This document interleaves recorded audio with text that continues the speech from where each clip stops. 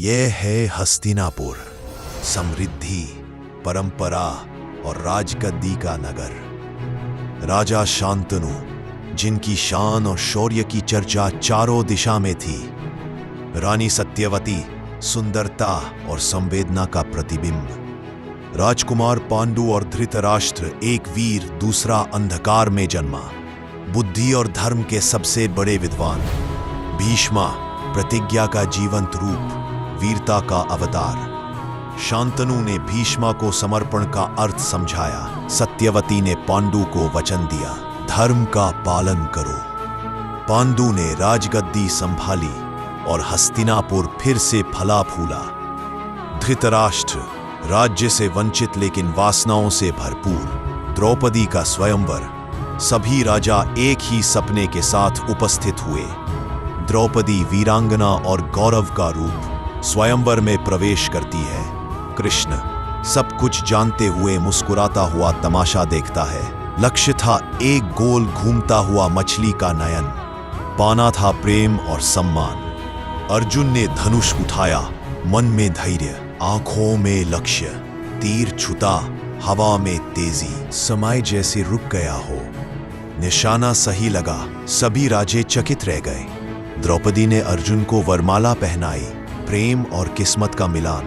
कृष्ण मुस्कुराए, ये तो बस प्रारंभ था, ये कथा तो अभी शुरू हुई है। शकुनी ने चाल चली, पसों के साथ चला धोखा। युधिष्ठिर, धर्म के पाथ पर, किंतु मोह में उलझा। दुर्योधन ने सब कुछ छीन लिया, सम्मान तक। भीष्म और विदुर सब कुछ देखते रहे, चुप रहे।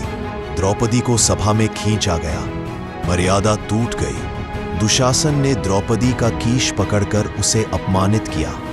द्रौपदी ने सभा में प्रश्न उठाया, क्या ये धर्म है? सभी मुनि और राजा निगाहें झुका के बैठे रहे। कृष्ण प्रकाश के रूप में प्रकट हुए, द्रौपदी की लाज बन गए। दुशासन खींचता रहा, वस्त्र खत्म न हुआ। सत्य की विजय थी। पांडवों का वनवास, धर्म की राह में वन में प्रविष्ट हुए।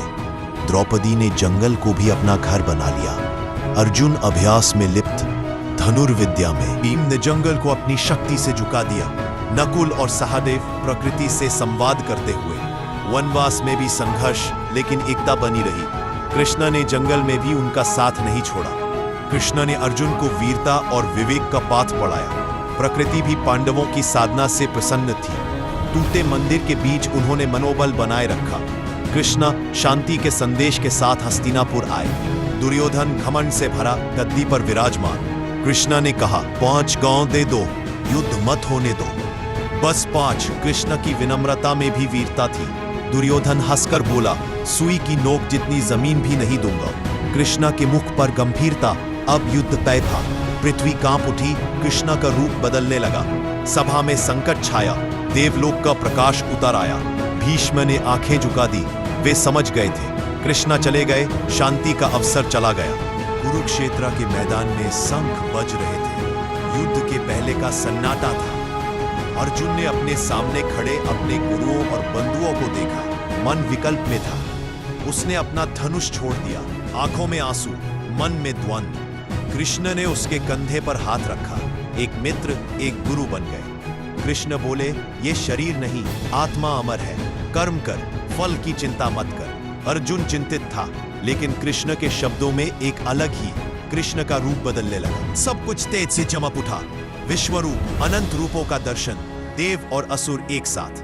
अर्जुन ने हाथ जोड़कर कहा, मुझे मार्ग दिखाया प्रभु, अब मैं तैयार हूं। कृष्ण मुस्कुराए, चलो, ये कर्म युद्ध है और ये तेरी धर्म यात्रा है।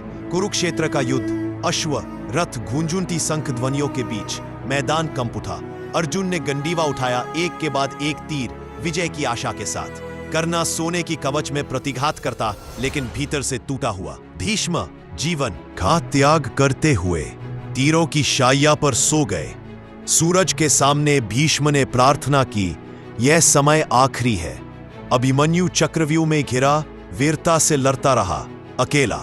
कर्णा का रथ का पहिया धरती में अटक गया, किस्मत ने साथ छोड़ दिया। अर्जुन ने कृष्ण के संकेत पर तीर छोड़ा, कर्णा का अंत हुआ। भीम ने दुर्योधन के जंघ पर गदा से प्रहार किया, अधर्म का समापन हुआ। युद्ध के अंत में सिर्फ सन्नाटा था। रथ टूटे, सेनाएं विनष्ट, विजय का मूल्य भारी था।